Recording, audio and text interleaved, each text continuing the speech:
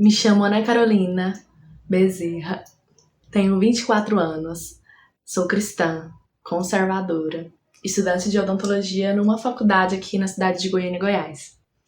E eu venho aqui compartilhar com vocês uma experiência a qual me deixou extremamente inconformada a respeito de um trabalho que eu ainda tenho que apresentar, de um tema que eu tenho que buscar, mais a minha dupla, num caderno de atenção básica do SUS.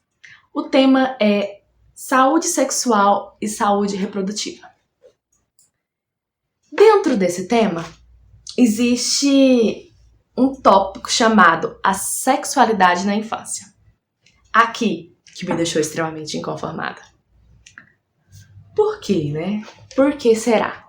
Porque todos nós já sabemos que a ideologia ela já está ferrando com o imaginário de muita gente, com a vida de muita gente entrando para as nossas casas. E aqui eles começam até bem, por incrível que pareça. Eles dizem que as crianças devem ter uma especial atenção, um acompanhamento do crescimento, e o desenvolvimento da criança depende de muitos fatores. E um deles é como funciona o cuidado da família. Certo. Chega mais pra frente, eles falam sobre... Eles citam o nosso amigo Freud. E Freud, ele fala que existem algumas fases da sexualidade infantil. E ele cita aqui algumas fases, que é a fase oral, fase anal, fase fática, período de latência e fase genital. E dentro de uma dessas fases, que é a fase genital, entre os seus 8 a 12 anos, eles falam sobre a masturbação. E aqui que me deixou extremamente indignada. Por quê? Porque eles falam que a masturbação é algo normal. E eu queria ler para vocês 2 linhas, o qual eles falam sobre isso. Eles dizem assim: a orientação que eles passam para os pais. Orientar os pais no sentido de que a masturbação é uma atividade saudável, que não é algo grave e que não tem consequências danosas. Pode ser uma forma de mantê-los calmos, sem se angustiarem e sem proibirem ou castigarem seus filhos por isso. Você não pode castigar seu filho por isso e nem proibir ele. Eles estão dizendo. E aí é que tá o pulo do gato. Sabe por quê? Porque não tem como uma pessoa se masturbar sem ver pornografia.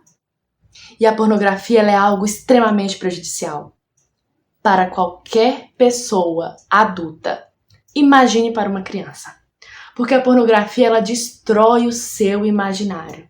A pornografia ela destrói com a vida das pessoas, ela destrói com a família das pessoas, ela destrói com a casa das pessoas. E imagine tudo isso com as nossas crianças.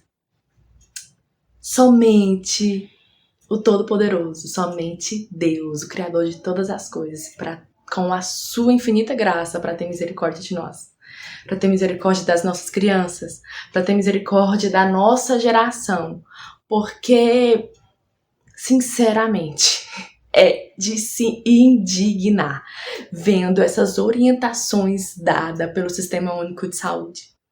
Numa relação sexual normal, certo?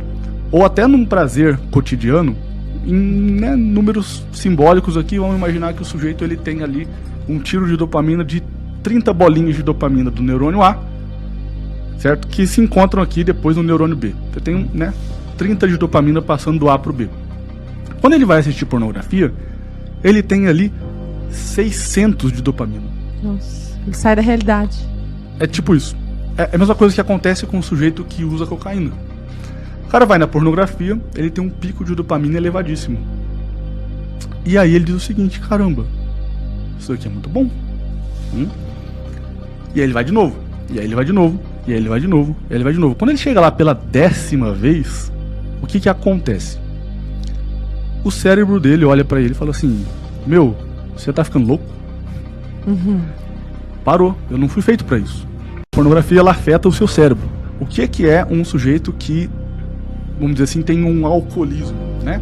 Ele começa a ficar tolerante àquela droga, aquele tipo de bebida. Então ele precisa de uma bebida mais potente, mais forte. Bom, na pornografia, que é o que vai acontecer, ele vai olhar para aquilo e falar assim, isso aqui não tá tão prazeroso mais. Então nós temos aqui de cara duas consequências graves da pornografia.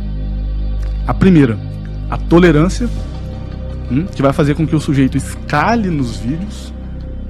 E aí, né, dentro vamos dizer assim, do cardápio que os sites pornográficos disponibilizam, essa escalada, ela é ad infinito, quer dizer, ele nunca vai encontrar um fim. E o segundo grande problema, que é o que eu vejo todo santo dia, atendendo gente no consultório, é o problema que o sujeito ele começa a perceber que o prazer que ele encontra na pornografia é maior do que o prazer que ele encontra numa relação sexual real.